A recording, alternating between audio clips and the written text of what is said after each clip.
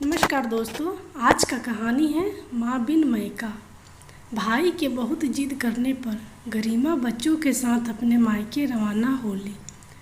विवेक, जल्दी लेने आइएगा और हाँ, बार बार फ़ोन कर जल्दी आने को कहते रहिएगा। गरिमा, क्या हो गया है तुम्हें? अनुज कब से आने की जिद कर रहा है। जा रही हो तो कुछ दिन आराम से रहकर आओ। भाई है तुम्हारा, अचानक इतनी दूरी क्यों? आराम से रहकर आऊँ, क्या कह रहे हो? तुम्हें तो बस अपनी स्वतंत्रता से मतलब है, किसी दूसरे की भावनाओं से कोई लेना देना नहीं।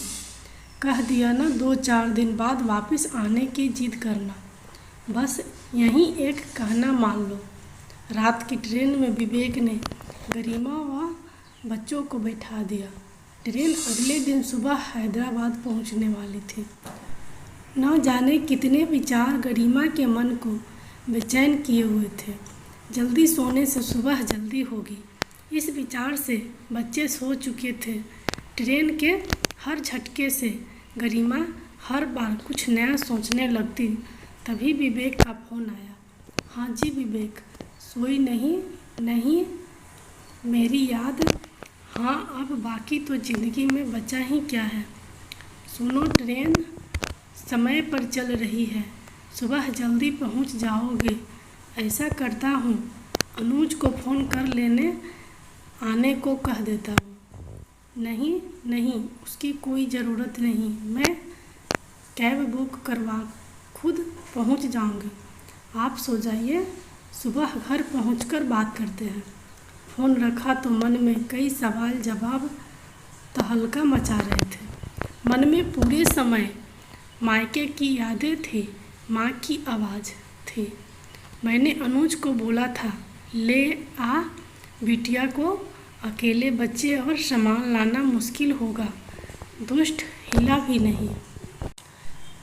पहली बार थोड़ी आ रही है, सारे गली मोहल्ले से परिचित है।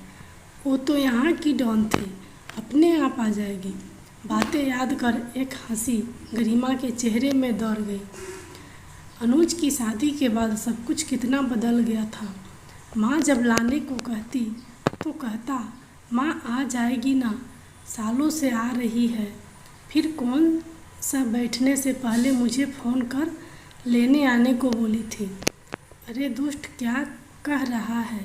बहन है तेरी, कितनी खुशी होगी उसे अगर तू लेने गया तो।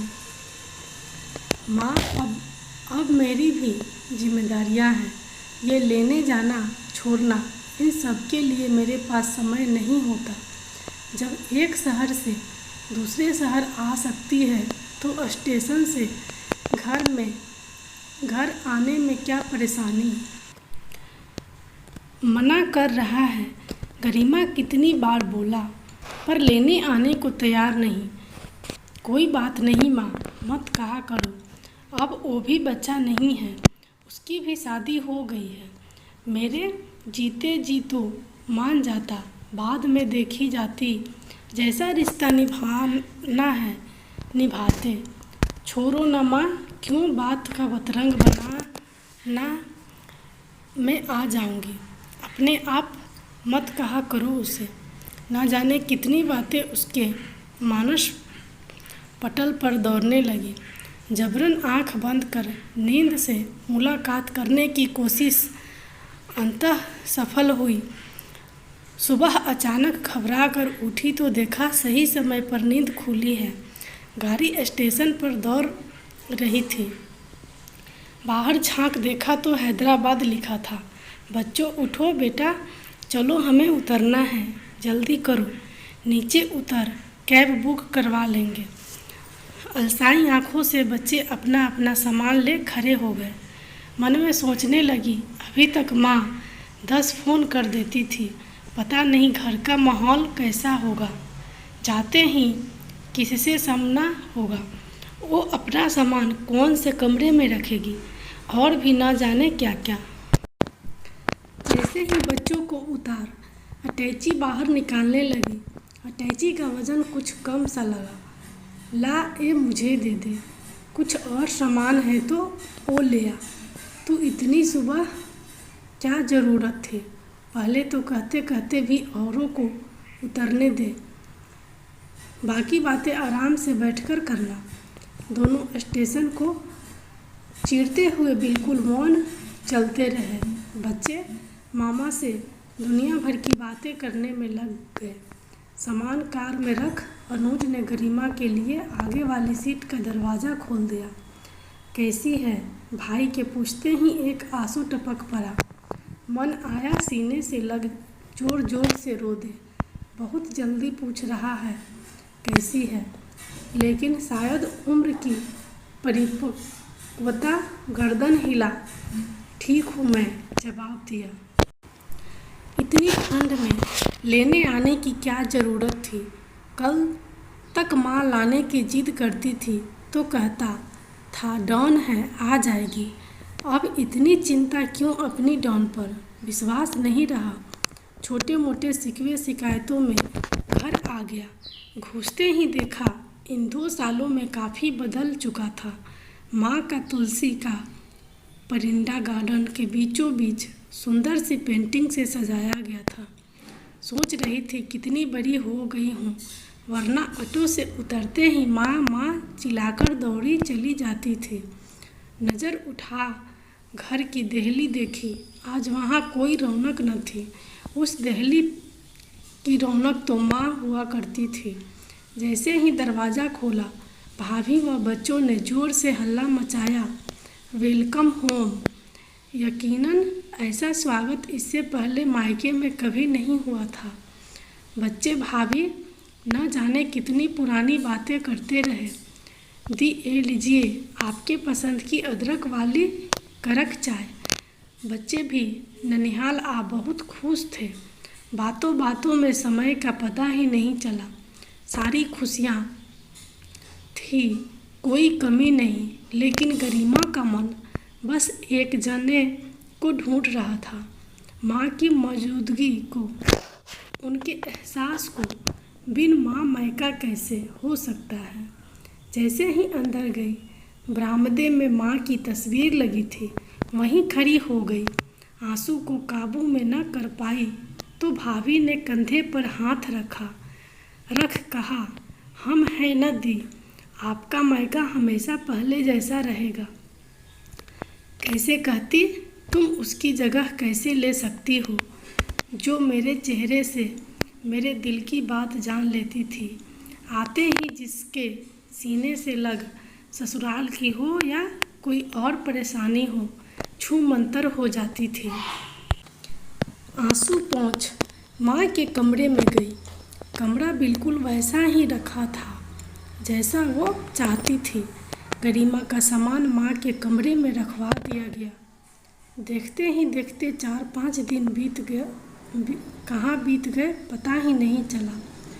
बीते चंद सालों में कभी महसूस ही नहीं कर पाई थी कि भाभी के हाथ का स्वाद भी बिल्कुल माँ जैसा है।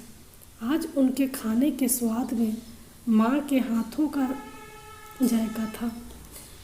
तुम्हारी सब्जी तो बिल्कुल माँ के हाथ से बनी है।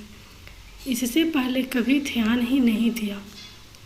हाँ दीदी, सब कहते हैं माँ से ही सीखी थी, लेकिन उन्हें हर बार स्वाद में कमी लगती तो मैं आपके आने पर बनाती ही नहीं थी। वैसे उनके जैसे काम का सलीका मुझे नहीं, उन्हें हर चीज़ परफेक्ट चाहिए थी। सही कह रही हो। पापा के जाने के बाद माँ पर हमारी जिम्मेदारी आ गई। इतना निर्भर रहने के बाद भी एक मजबूत किरदार निभा उन्होंने अपनी जिम्मेदारी निभाई। दी शायद जीजा जी का फ़ोन आया है। क्या बात है गरिमा? मायके पहुँच भूल गई हमें। वापिस कब आ रही हो? आती हूँ जी 1-2 दिन में। भाई वहीं खड़ा था। क्यों, अच्छा नहीं लग रहा यहाँ? हमने अपनी तरफ से पूरी कोशिश की है कि तुम्हें माँ की कमी महसूस ना हो। माँ बिन भी मायका होता है, भाई भाभी के साथ। क्या अपनत्व में कोई कमी, कैसी बातें कर रहा है। एक बात कहूँ, ये चिंता फिक्र काश तूने माँ के सामने की होती तो उनकी उम्र के 2-3 साल और बढ़ जाते। आज उनके जाने के बाद वही सब करना जो वो जीते जी चाहती थी। सब कुछ होते हुए भी लगता था जब मैं काम खुद कर रहा हूँ तो माँ बार बार बोल कर क्यों टोक रही है। आज समझ आता है वो उसकी चिंता थी और चिंता में छुपा प्यार। हम बड़े हो गए थे पर शायद उसके लिए तो बच्चे ही थे। ये सब उसके जाने के बाद समझ आया। लेकिन तू है ना बिल्कुल माँ जैसी। गरिमा को अजय की बातों में सच का आईना दिख रहा था। पूरे दिन मन भारी था। देखते ही देखते 15 दिन बीत गए। मायके की हर चीज़ में माँ की मौजूदगी आज भी थी। कल रवानगी थी, शायद इसलिए मन बुझा बुझा सा था। सब देर रात तक बातचीत करते रहे। अचानक भाभी को याद आया, अरे दीदी, माँ के कमरे में उनका एक बक्सा रखा है। वो शायद उनका सबसे अजीज बक्सा था। ये उसकी चाबी है। मैं चाहती हूँ आप उसे खोलें। ऐसा क्यों? माँ की हर चीज़ पर तुम्हारा अधिकार है। जब हमने किसी चीज़ के लिए कभी कुछ नहीं कहा तो आज ये संदूक और उसकी चाबी दी। माँ हमेशा कहती थी इसमें पूंजी है। मेरे बाद एक गरिमा ही है जो इसकी कीमत समझ सकती है। बुरा मत मानिएगा, अच्छा हो इसे आप ही खोलें। कांपते हाथों से गरिमा ने बक्सा खोला। दुनिया भर की कतरनों से भरा बक्सा ऊपर से सब हटाती चली गई। पापा का कुर्ता पजामा रखा था, खादी का कुर्ता। देख ले आया इस बार खादी का कुर्ता। संभाल कर रख, अजय के जन्मदिन में पहनूंगा। दुनिया आगे बढ़ रही है, लोग कोट पहनते हैं और आप हर हद करते हो जी। पूजा पाठ थोड़ी है। लेकिन अजय के जन्मदिन का अरमान मन में दबाए पापा एक दुर्घटना का शिकार हो सब कुछ यहीं छोड़ कर चले गए। शायद माँ के लिए पापा की पसंद का कुर्ता उस दिन से बेहद अजीज हो गया था। नीचे देखा तो भाई के मुंडन के कपड़े रखे थे। हर एक चीज़ माँ की ममता से ओत-प्रोत थी। अचानक हाथ में वो गुड़िया आ गई जो गरिमा कभी जिद करके लाई थी। गरिमा अब जिद की तो चांटा लगने वाला है। माँ दिला दो ना वो गुड़िया। दिमाग खराब है तेरा, इतनी महंगी गुड़िया कुछ और ले ले बेटा। थोड़े दिन बाद तू इसकी तरफ झांकेगी भी नहीं। लेकिन गरिमा पर तो निपल वाली बड़ी सी गुड़िया का भूत सवार था। लाकर थोड़े दिन खेल उसे पटक दिया। पर माँ ने उसे हमेशा ये कह संभाला कि तेरी बेटी को दूंगी। कितनी ऐसी यादें उस संदूक में कैद थी जो शायद एक माँ के लिए बहुत खास थी। भाभी, क्या ये संदूक मैं? हाँ दी, इसकी कीमत आपसे ज़्यादा कोई नहीं समझ सकता। देर रात तक बात कर सब सो गए।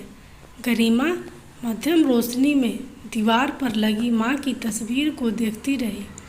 कहाँ चली गई माँ? सब कुछ होते हुए भी तुम्हारी कमी कोई पूरी नहीं कर सकता। पलक झपकते ही माँ साथ थी। गरिमा, सारा सामान रख लिया ना? ये देख, ये साड़ी तेरे लिए रखी थी, रख ले इसे। माँ, ये तो तुम्हें मामा ने दी थी, तुम पहनना। नहीं, मैं पहनूं या तू, एक ही बात है। मैं ये रंग कहाँ पहनती हूँ। उसी दिन तेरे लिए रख दी थी।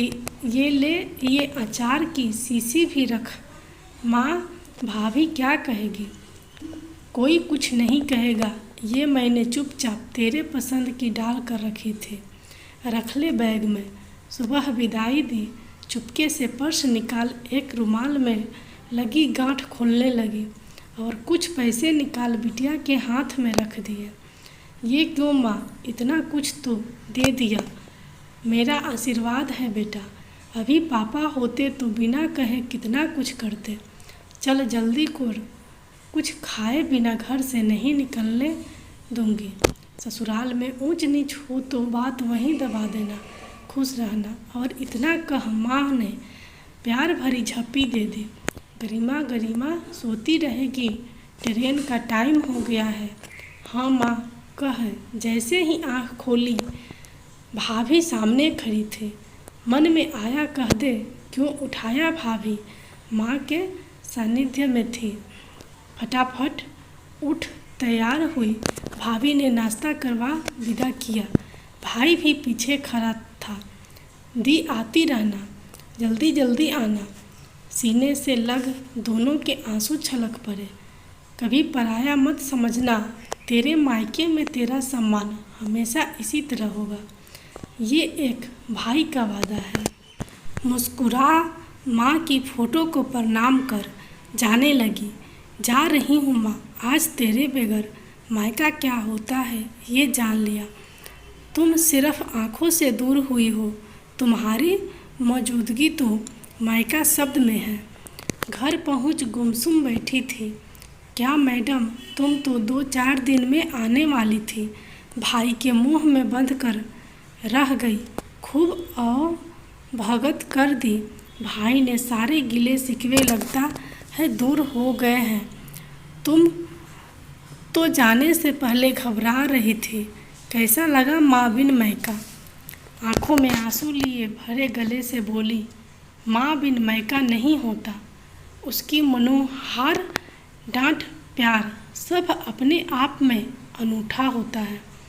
उसका गले लगना, उसकी बातों में अपना बचपन जी लेना, अपने बच्चे की पसंद नापसंद सब मायके में माँ पूरा करती है। बेशक अजय ने पूरी कोशिश की उनकी कमी ना खले, लेकिन वही बातें ये एहसास करा गई कि कल तक कुछ भी बोल देने वाला लड़ झगड़ अपना प्यार जताने वाला भाई आज जिम्मेदारियों में बंध मुझसे कितना दूर हो गया है।